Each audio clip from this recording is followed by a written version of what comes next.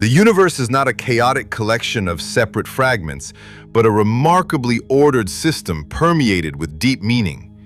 Every word, action, and thought of ours, like a small cog, contributes to the overall functioning of the entire mechanism. A small malfunction can, over time, grow into significant problems, destroying the natural order around it. All of us are part of this grand organism, whether it is the infinite universe or the divine body of the Creator.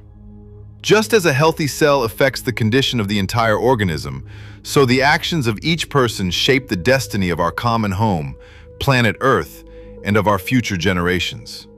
Although I did not have the chance in this earthly life to experience the joy of fatherhood, I deeply respect all children and parents, regardless of their country or culture. I am convinced that all of us are one big family. Many have simply forgotten this.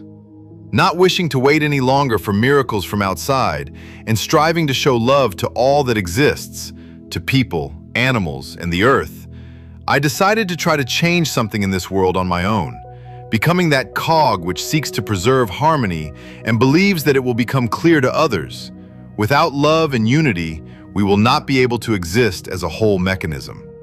Each of us is an inseparable part of a vast mosaic, where even the smallest detail plays its important role. The first step was the realization that change begins within us, namely in how we relate to ourselves and to the world around us. I understood that love and unity are not just beautiful words from films or slogans, but real actions that we can and must take every day toward others and the world. After all, ultimately, our world is a reflection of our thoughts and actions. And only with love and respect for one another can we create a harmonious future for our children. Before I begin to tell the story of my life, I want to open myself to you completely. For true honesty is one of the purest manifestations of love. That very love which 8 months ago I began to feel for all people, regardless of their nationality or beliefs. I feel deep gratitude toward everyone who, after the release of this book, will experience any feelings toward me, whether love or rejection. From the bottom of my heart, I bless all of you, without dividing anyone into right or wrong. There are no bad people in our world. There are only souls who have temporarily forgotten their true nature and feed on fear instead of love. Thanks to each of you, directly or indirectly, my soul will continually strive to create itself in love. An all-encompassing, unconditional love for all that exists, without division or bias. What once seemed divided and fragmented to me suddenly acquired an astonishing unity. Gradually, I began to see the connection between all phenomena and events. What happens to people, like invisible threads, connects every particle of our shared existence to one another. The fear that once governed many of my decisions gradually gave way to understanding and acceptance of myself as I am. It became clear to me that every person who crosses my path is a unique teacher, carrying their own special lesson. Even those who caused me physical pain or emotional disappointment in the past were, in fact, helping me grow and develop spiritually. In those moments when I had to face negativity or aggression, I simply did not see the pain and fear of another person. This understanding helps me remain in a space of love and compassion, even when it seems impossible. For every soul in the universe, even the most lost, deep down strives for love. What is especially valuable is that this transformation within me is not merely a philosophical concept or a beautiful idea. It is a living, practical experience that changes every aspect of my life. I am learning to see the divine origin in every person I meet, even if outwardly they seem completely alien or incomprehensible to my mind. Writing this book is not merely a desire to share a story with you in an esoteric style. It is a need of my soul to convey to you the understanding that came to me through personal experience. We are all parts of a single whole, and love is not just a feeling, but a fundamental law of the universe, the foundation of all that exists. It does not matter whether each of you who takes this book into your hands accepts these ideas or rejects them, but the very act of contact with you already creates ripples on the surface of the collective consciousness and serves the awakening of all. I deeply believe that we are living in an era of great change, when more and more people are beginning to awaken and return to their true nature. Each of us carries within an inner spark of divine love, and our task is to allow this love to shine ever more brightly, illuminating the path for others around us. Matthew 5:14-16. You are the light of the world. A city built on a hill cannot be hidden. Neither do people light a lamp and put it under an upturned vessel. Instead, they place it on a stand, and it gives light to everyone in the house. Let your light shine before others, that they may see your good deeds and glorify your heavenly Father. In this journey, there is no final destination. There is only an eternal movement toward ever deeper understanding and acceptance of what exists around us and within us. In this journey, there is no final destination. There is only an eternal movement toward ever deeper understanding and acceptance of what exists around us and within ourselves. My name is Matus Andrei Viktorovich. I was born in one of the suburbs of Luhansk in 1980.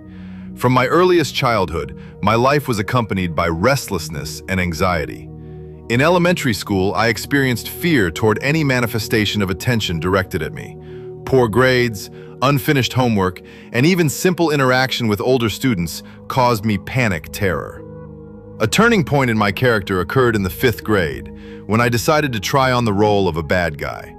However, this change of character, undertaken for the sake of protection, gave rise to a new major fear, the fear of appearing weak. The change in image led to the fact that I became an egoist, focused exclusively on my own needs. By the age of 32, serious problems with the law and harmful habits had emerged. Alcohol and nicotine caused significant damage to my physical and mental health. Before my first experience of samadhi, I lived like a robot, without reflecting on the higher meanings of life and fundamental questions. Who are we? Where did we come from? And where are we going? I pretended to strive for spirituality, although in reality this striving was more like a superficial interest. For most of my life, consciously or not, I caused pain to those around me with my words and actions, without understanding the consequences of my deeds. This path towards self-knowledge and inner peace helped me change not only my attitude toward life, but also my relationships with other people. I became more tolerant, attentive, and compassionate toward the problems and feelings of others. Of course, the work on myself continues every second, but I am grateful for every step that led me to a new understanding of life and myself. Now, my aspiration toward spirituality has become not just a fashionable trend, but a true challenge and the meaning of life. I learn myself and share my experience with others with one purpose, hoping that my path may inspire and support those souls who seek harmony and peace, but do not find it. In one of the religions, an inner voice began to conduct a dialogue with me. Gradually, an awareness came that this voice had become a guide on the path to self-knowledge and spiritual development. It gave me advice on how to respond correctly to certain life situations, reminding me that true strength lies in love and compassion, not in fear and anger. Often this voice brought into my consciousness thoughts that contributed to a better understanding of myself and the world around me. It helped me find a balance between material aspirations and spiritual searching. Every time I acted out of fear or turned away from the spiritual, the voice seemed to grow quiet and disappear. Gradually, this inner dialogue turned into an integral part of my spiritual growth and development, accompanying me almost every day, wherever I happen to be. Our inner voice is often perceived as intuition or an inner mentor. Such an experience can be very personal and significant, as it helps a person navigate life, find answers to difficult questions, and make decisions that correspond to their true nature and values. Many people who experience something similar note that this voice becomes more noticeable in moments of silence and inner calm. This can happen during meditation, walks in nature, moments of solitude, or in those moments when a person is truly focused on their feelings and thoughts. In such moments, the inner voice can guide. The main thing is to learn to understand such guidance. The connection with this inner voice is often strengthened through practices of self-knowledge, such as yoga, meditation, reading spiritual literature, or even creative expression through art. These practices allow a person to dive deeper into themselves, become aware of their true desires and goals, and learn to listen to their heart. However, it is important to remember that such an inner voice is not something mystical or supernatural. Rather, it is a manifestation of deep understanding and wisdom that exists in every person. It can be viewed as part of our consciousness that helps us become more aware. After accepting baptism in one of the Protestant Christian denominations, I spent several years enjoying fellowship with believing brothers and sisters. I even managed to become a Christian preacher, distributing the Bible from door to door. However, I soon decided to leave this religion. I do not want to name it now in order to avoid negative reactions from its opponents, because, in my conviction, all religions are from God.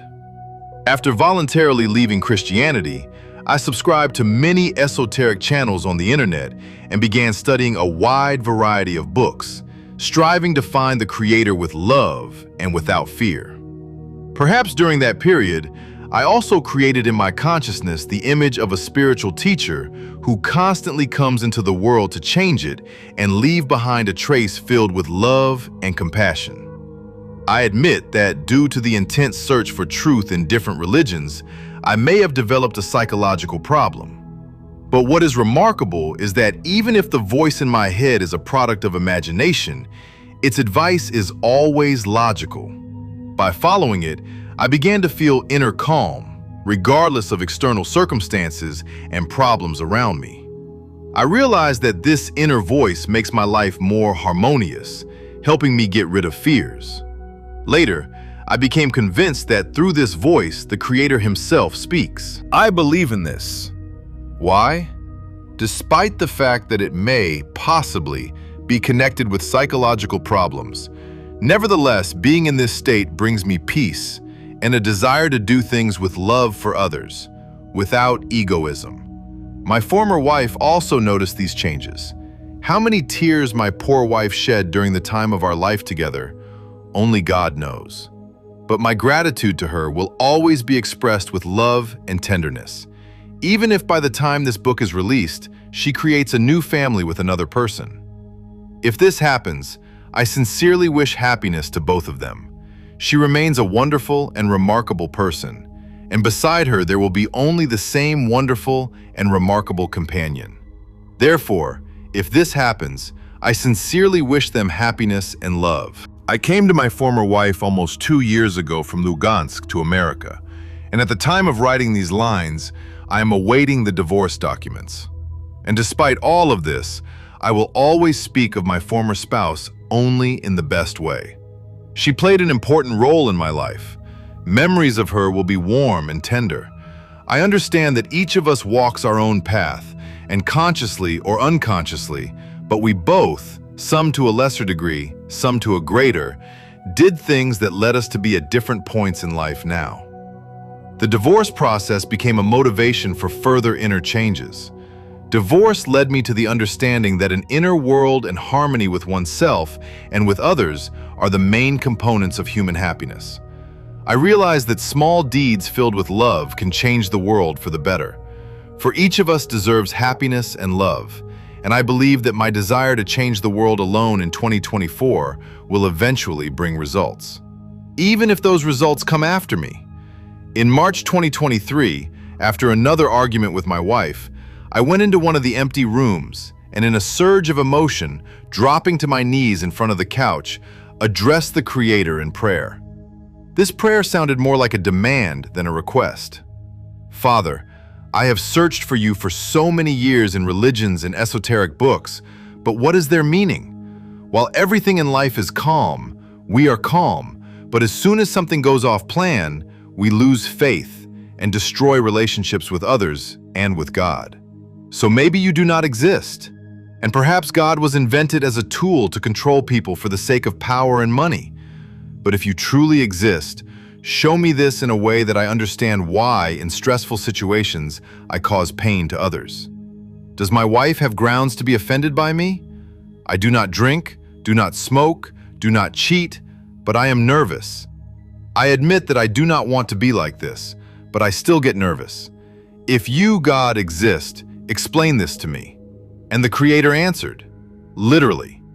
At first, the air around me began to waver, like on a hot day from high temperature, creating the effect of shimmering air. And then, I suddenly began to cry. But what was surprising was not that I was crying because of a nervous breakdown, but that these were my wife's tears, literally. It was a real physical hysteria. Tears were flowing from my eyes in a continuous stream. This went on for about 4 hours. These tears were not meaningless. I felt resentment, but this resentment was directed at myself. From the outside, it looked as if I were experiencing immense grief. Because the crying was almost continuous, the sobbing stopped only for a couple of minutes, after which everything began again.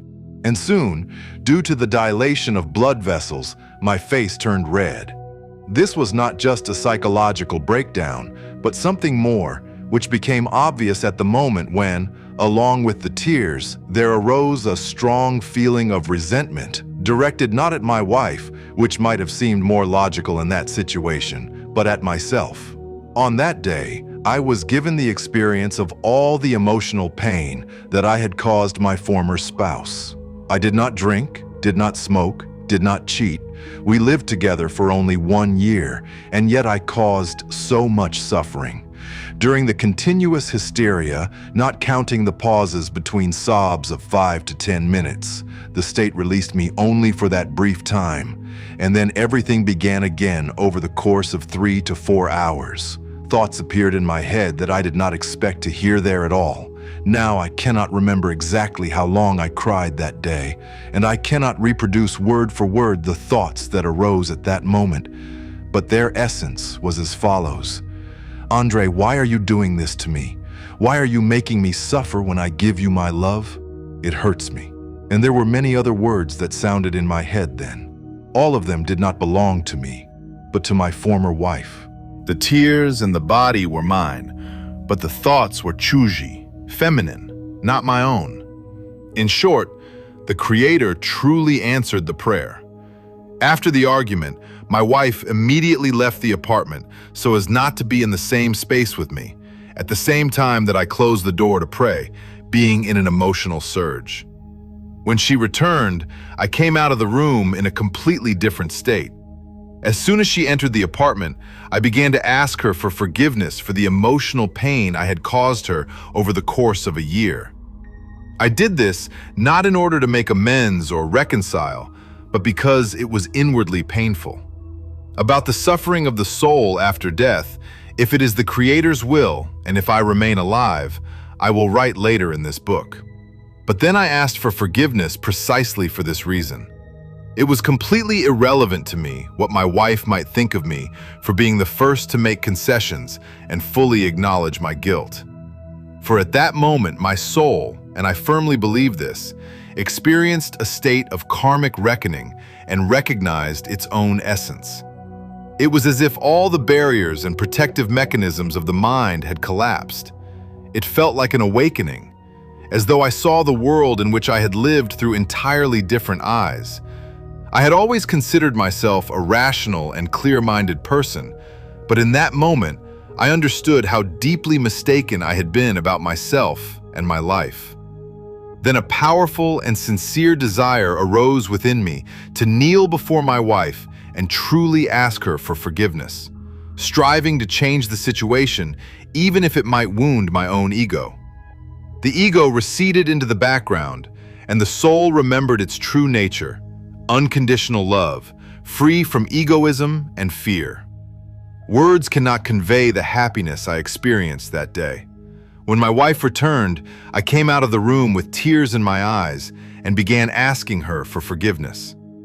I spoke of how deeply I loved her and how sorry I was that I was making her unhappy, even though with all my soul I desired the opposite.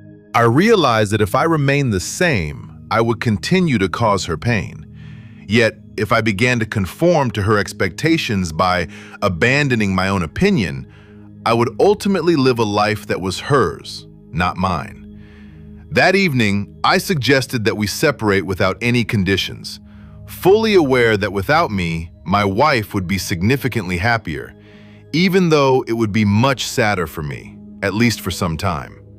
This is the inner hell. When you realize who you are, yet are unable to live this realization in practice and start everything anew, and the pain becomes unbearable. Remember who you are, my son, the inner voice reminded me, but that day my soul knew it without any reminders. Love that does not seek its own and does not bring suffering to others. We decided to give each other freedom, the chance to discover ourselves, our true desires and hopes. That day was not merely a farewell, but also an acknowledgement that our shared path had come to its natural end.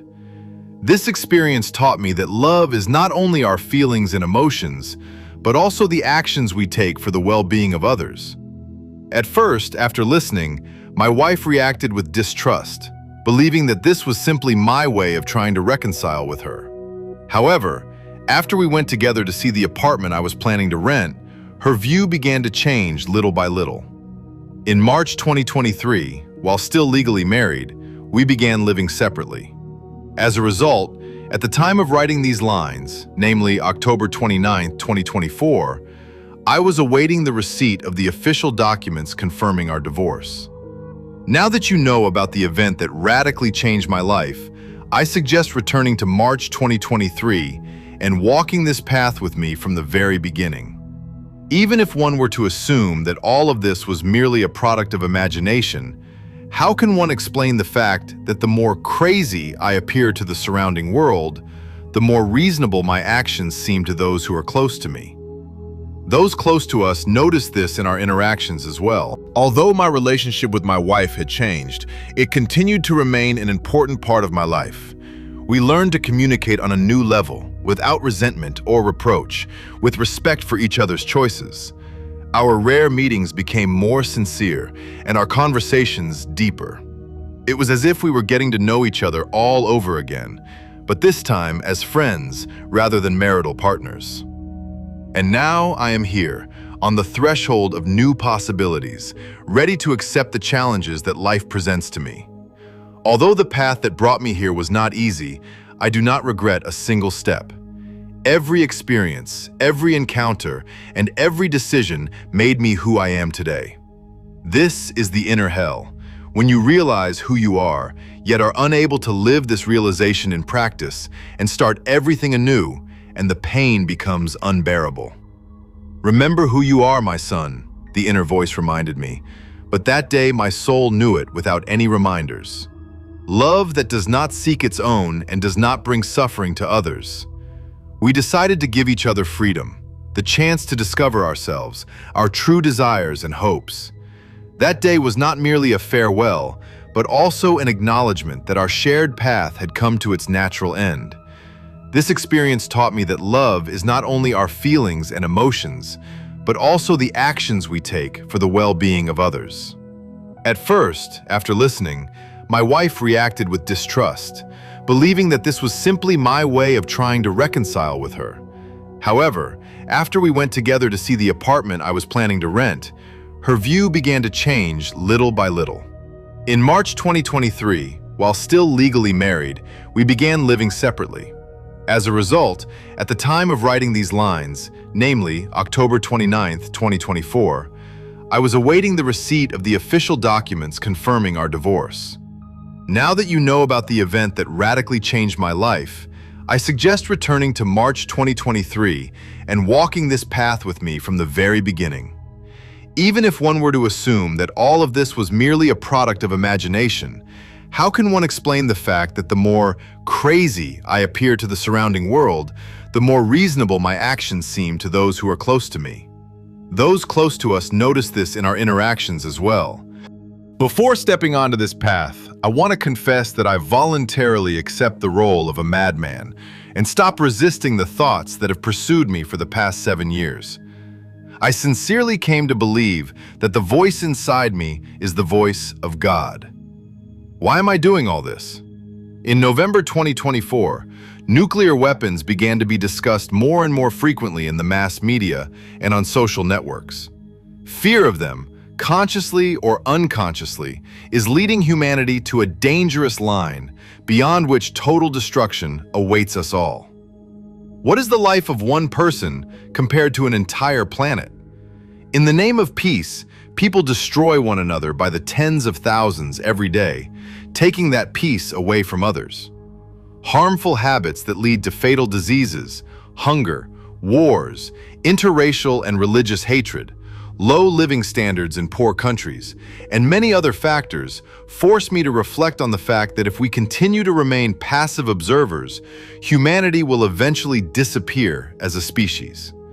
Despite the madness that may become obvious to many after this book is published, I still understand that life will never be the same again, and it is unlikely that a book is capable of changing the world and eradicating hatred on a global scale.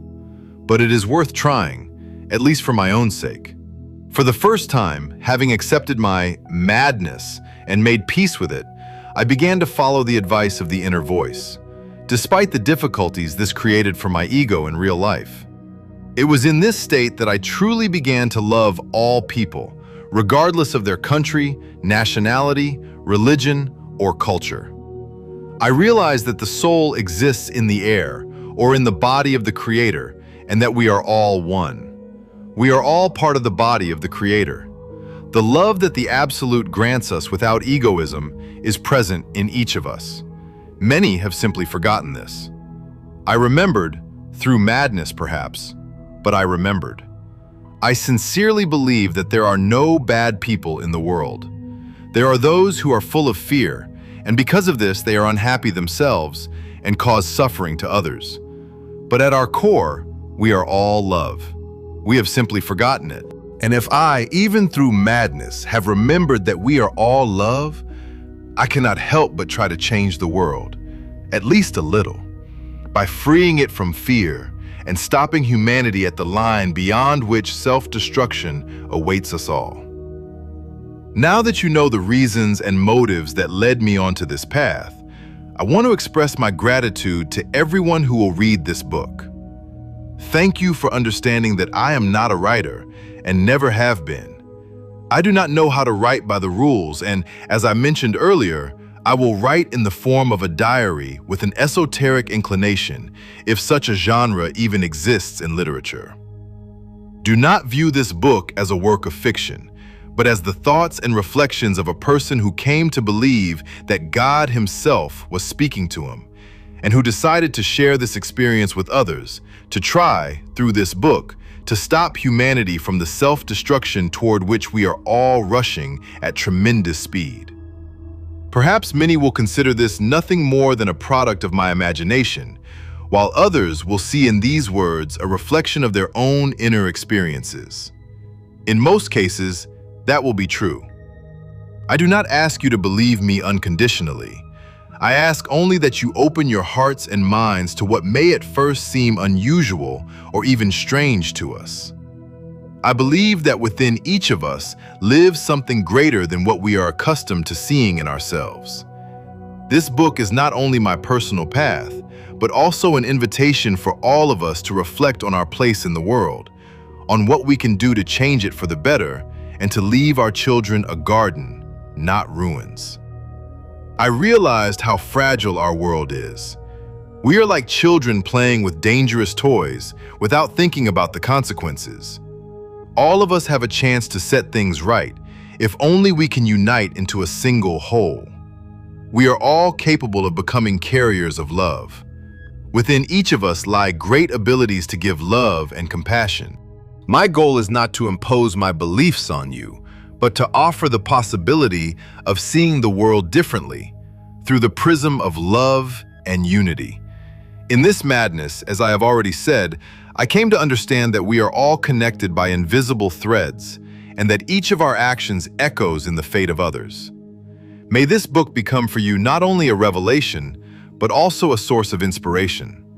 Perhaps it will help you see beauty in simple things, appreciate the significance of every moment, and feel that very love which I felt when I began to live one day at a time. You have the right to choose, to set the book aside or to continue reading. If you decide to continue, I once again express my gratitude for your patience and for your understanding that I have never been a writer and am not one now.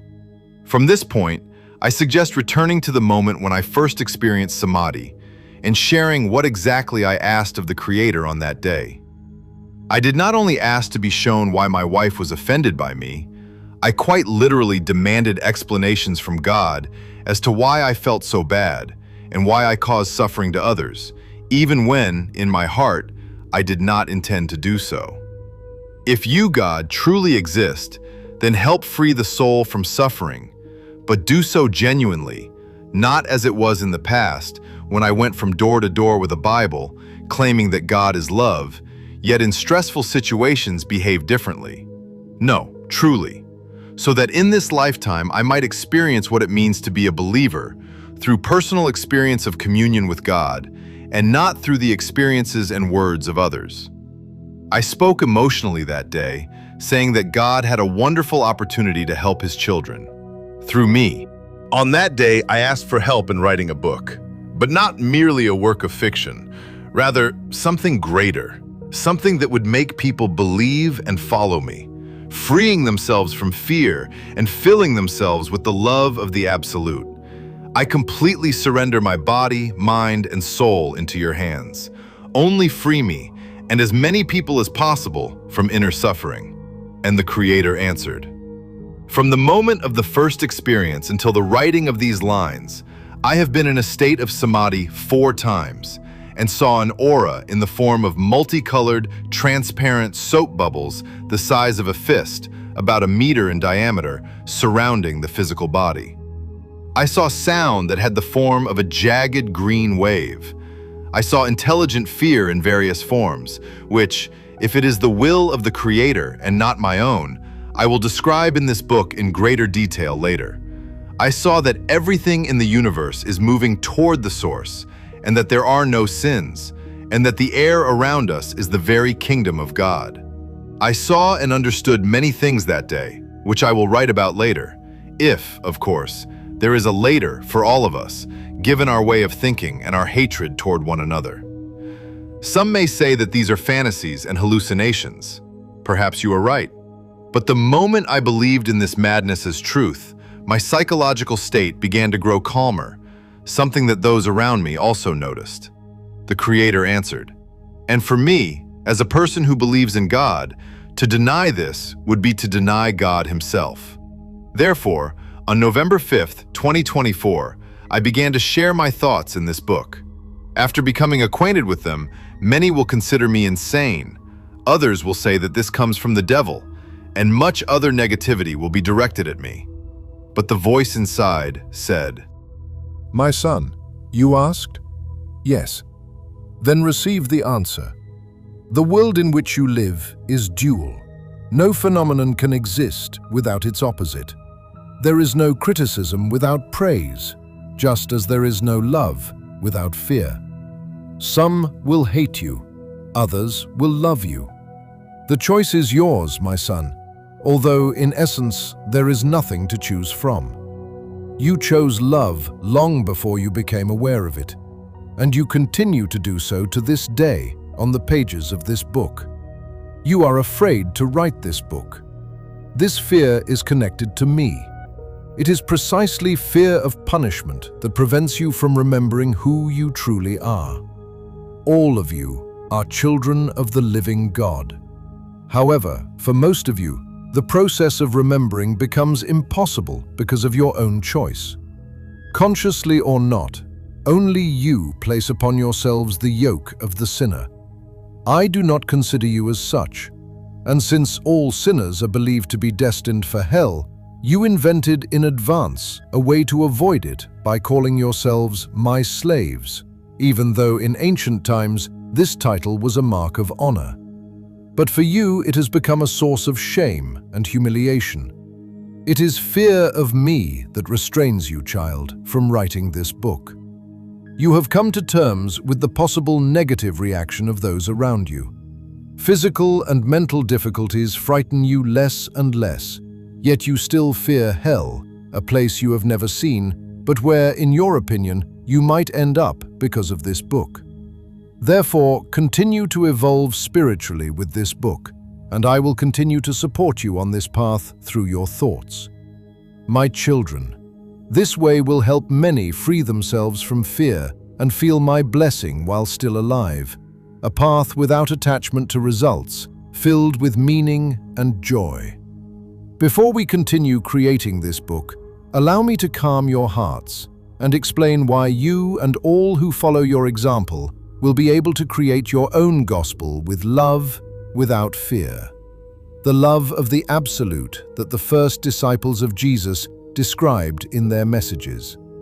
Each of them had a unique story based on personal experience of communion with me. Having witnessed changes in their own lives, they hastened to share this with others in order to pass on the love they themselves had experienced, freeing themselves from fear and believing in the words of Jesus. Every gospel and every message is unique, whether officially recognized or rejected by the church.